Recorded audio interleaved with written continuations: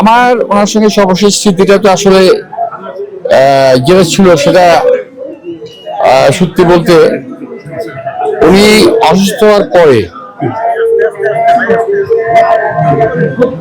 আমাদের সঙ্গে আমরা মাঝে মাঝে ঈদের সময় বাসায় দেখা করতে যেতাম। আগের মতো সচরাচর দেখা হতো না। তো যখন ওনার সাথে দেখা করতে গিয়েছি, ওনার স্নেহমাখা কথাটা শুনেছি, ওনার মুখে ডাকটা শুনেছি, এবং সর্বশেষ আমি যখন দেখা করি ওনার হসপিটালে ভর্তি হওয়ার 23শে নভেম্বরের পরে, সম্ভবত 24-25 তারিখে আমি আমার স্ত্রী সহ যাই ওনার সাথে দেখা করতে। তো তখন বাইরে অনেক কথা বলছিল যে উনি মারা গেছে, এটা সেটা ইত্যাদি।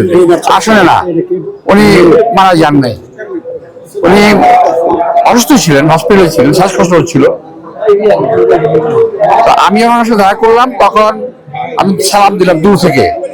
ইনফেকশনের ভয় ছিল ওনার নিজের, তো ওই কারণে আমরা সামনে যাইনি। উনি সালামের প্রত্যুত্তর দিলেন, হেসে জবাব দিলেন। ওটি আমার শেষ স্মৃতি। হেসে সালামের জবাব দিয়েছেন দুজনকে আমাদেরকে। এছাড়াও অনেক স্মৃতি আছে, আসলে এই মুহূর্তে মানে খুব ডিফিকাল্ট এই পরিবেশে। ঠিক আছে, থ্যাংক ইউ।